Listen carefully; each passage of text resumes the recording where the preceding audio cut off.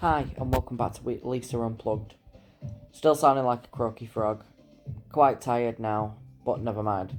As I'm currently speaking to you, Cosmic Girl is just landing, Welcome back as we see as you Cosmic can Girl plainly hear. touching down back to UK Spaceport Cornwall.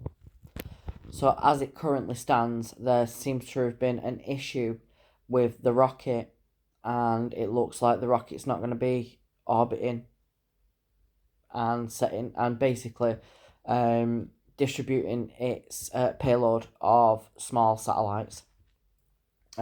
Cosmic Girl obviously did its job by getting the rocket up to 35,000 feet, I think it was. Now, it's been currently an hour, nearly 2 hours since Cosmic Girl took off. And I think, has it been just over an hour since the rocket was released? But I am currently waiting for more information on what actually happened and why it's not actually orbiting tonight.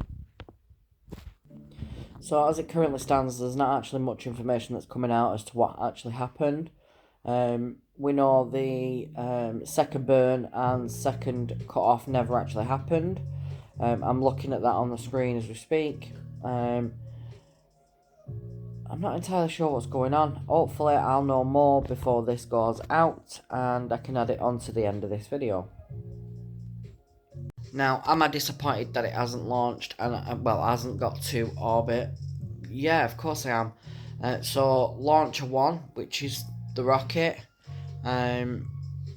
yeah, I am really disappointed. I'm disappointed for those at Virgin Orbit. I'm disappointed for those that work, in the UK that put the satellites together. I'm disappointed for all them. I'm also disappointed that, the first rocket launch from the UK wasn't a success.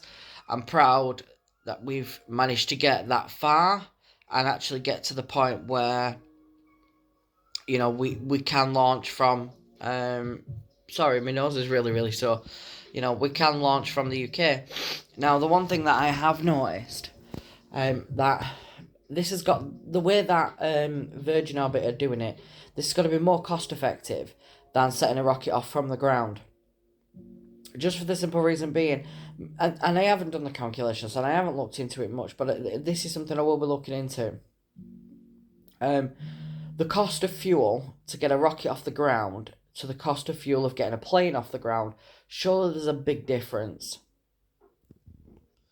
Surely it's cheaper to fuel a plane than it is a rocket.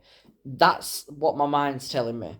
Because the thrust and the power and the fuel that burns from a rocket before it's even got off the ground to actually give it that lift surely isn't as much as what it takes to get a plane, a Boeing 747 off the ground. So maybe this is the future of putting rockets into orbit. Do I think it's a bit more dangerous? Yes, there's probably more risk doing it on a plane. But again, this is something that I actually need to look into because it's something that I only found out about Virgin Orbit 24 hours ago. And it wasn't intentional. I just didn't know anything about it. And for some reason, I must have been living under a rock because this has been going on for quite a while. They've been launching rockets in California using Cosmic Girl from their home base where the rocket was built. I don't know. For some reason, I just obviously didn't know anything about it. But then again, I've been watching and keeping track of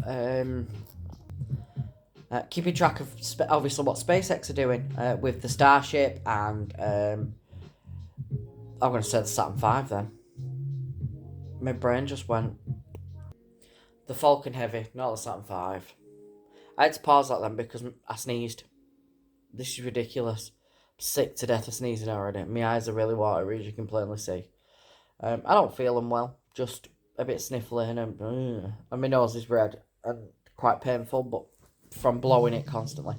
Anyway, so yes, obviously my attention's been mainly with what's going on with SpaceX than it has with anything else. And this is where now I need to start paying more attention again of what's going on in the space community, I guess. I'm going to sneeze again, bear with me. So where was I? Oh yeah. So I need to start paying attention to what's going on in the space communities again.